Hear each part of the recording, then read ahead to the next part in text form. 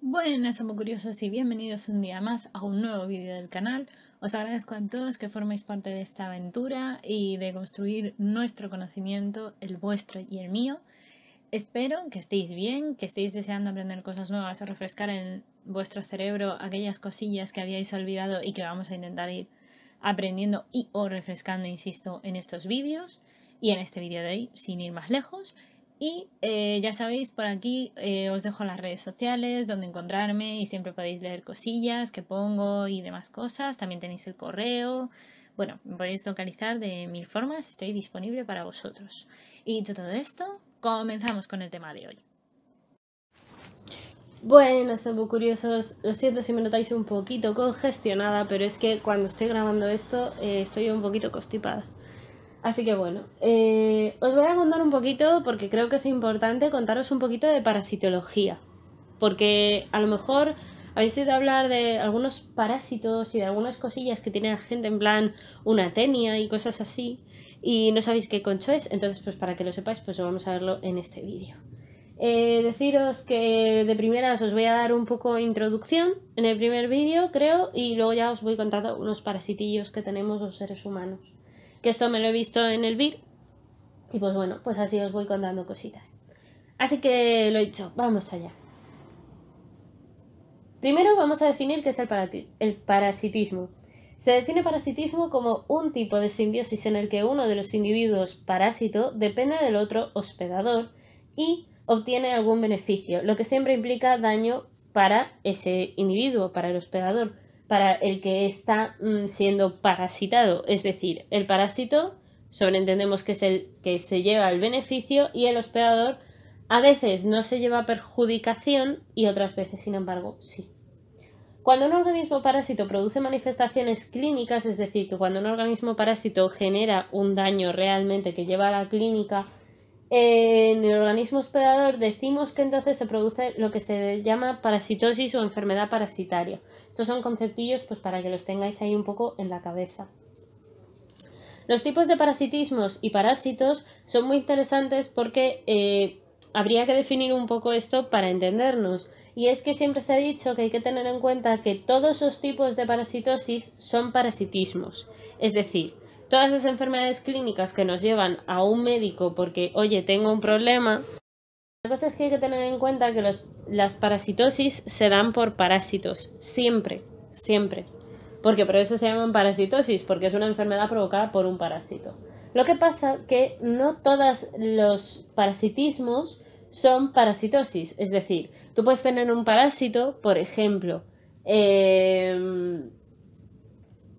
hay parásitos que son silenciosos y no hacen de por sí daño per se al huésped. No nos están dañando, pero están ahí y no dejan de ser un parásito. O sea, lo son de cualquier forma, pero no nos están produciendo en sí un daño. Entonces, como decía, tipos de parasitismos y parásitos que existen. Se pueden clasificar por muchas cosas. Una de las formas de clasificarlos es por la naturaleza del parasitismo. Cuando hablamos de la naturaleza del parasitismo nos referimos a que sea una especie accidental, es decir, que sea una especie de vida libre, pero que a veces por circunstancias acaba siendo un poco parásita con un individuo.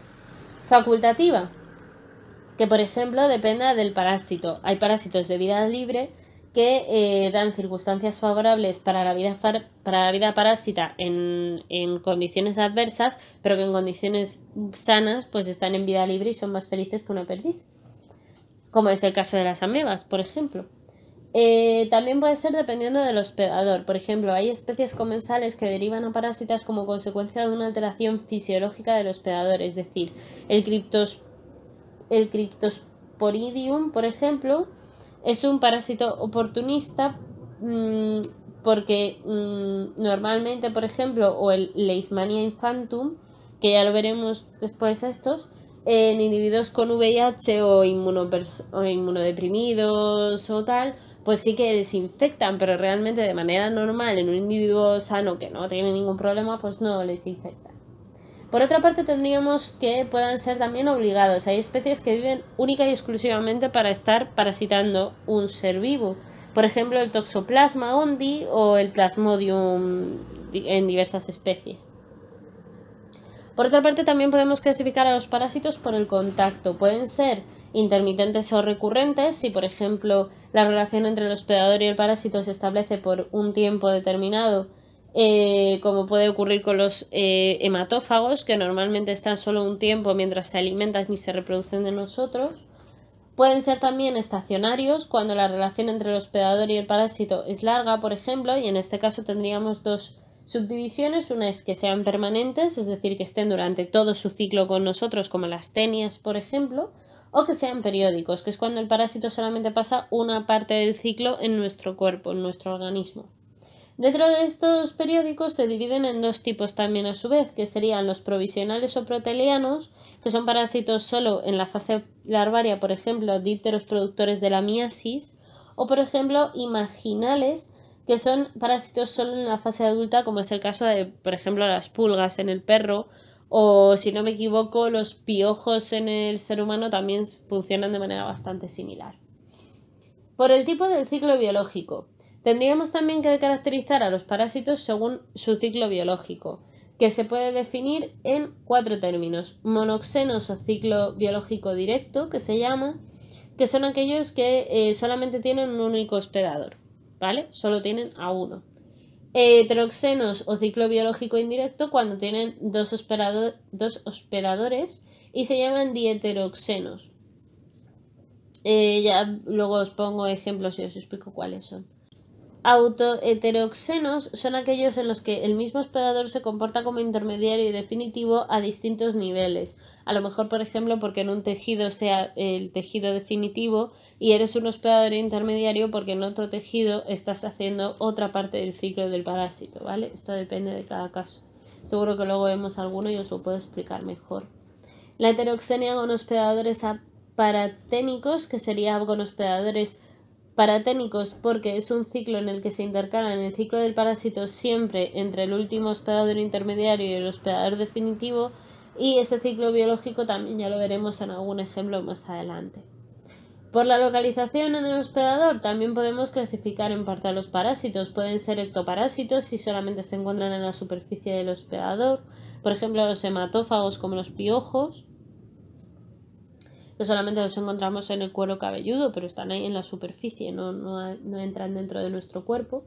Endoparásitos, que parasitan en el interior del hospedador y con frecuencia deben realizar una migración hacia algunos tejidos para alcanzar su forma definitiva, por ejemplo, tejidos tisulares, cavitarios, viscerales o endocelulares también. También los hay erráticos, que es cuando el parásito se localiza en órganos distintos a los habituales, por ejemplo, ¿no? Es el caso, por ejemplo, de las Ascaris lumbricoides en el hígado. Extraviados o aberrantes, cuando el parásito penetra a un hospedador no específico y por tanto, pues a veces puede dar su ciclo biológico o no, dependiendo. Tipos de especificidad parásita también es otra de las formas en las que podemos clasificarlo, y podríamos hablar de la oioxenia, que representa el grado máximo de especificidad y se produce a nivel de una especie parasitaria con una especie hospedadora. Por ejemplo, el piojo con el humano, pues depende de su sangre, ¿no? La estenoxenia, que sería cuando se determina la especie de parásitos sobre un determinado género de hospedadores, dependiendo de si invaden determinados géneros concretos. Oligoxenia, cuando se produce una determinada especie parásita capaz de desarrollarse en hospedadores pertenecientes a una misma familia. Por ejemplo, es el caso de los Echinococcus granulosus, por ejemplo, que parasitan hospedadores de todos los cánidos, los coyotes, los perros, los chacales, los lobos, etc. La eurixenia sería el grado mínimo de especificidad que se produce cuando una misma especie parásita puede parasitar a una amplia gama de hospedadores pertenecientes a distintos órdenes, como es el caso del Toxoplasma gondii respecto a sus hospedadores intermediarios. Por otros conceptos que también podemos tener en cuenta y tal, sería por ejemplo que los parásitos fueran hiperparásitos, un parásito que vive a expensas de otro parásito. Esto es un poco raro, a lo mejor dicho así, pero en realidad es, por ejemplo, el caso del Dipylidium caninum, que son parásitas de las pulgas que a su vez están parasitando a perros y a gatos. Así que es bastante curioso. También hay parásitos espúreos o pseudoparásitos, que son aquellos que tienen estructuras de parasitismos preferentes en hospedadores no infectados, pero formas de tránsito, como es el caso del Dicrocoelium dendriticum. Pero bueno, ya luego os voy contando cada caso cuando vaya apareciendo. Por otra parte, también tenemos que hablar del hospedador. El hospedador hemos dicho que es la especie que alberga al parásito. Bien, pues hay distintos tipos de hospedadores. Podemos hablar de un hospedador definitivo, que es aquel en el que el parásito alcanza la madurez sexual y se va a reproducir de manera sexual o asexualmente, dependiendo de cada caso, ya lo veremos, pero normalmente es donde se produce este efecto. El hospedador normalmente definitivo es normalmente un vertebrado o un animal superior entre comillas, mientras que los hospedadores intermediarios normalmente suelen ser organismos más bien invertebrados.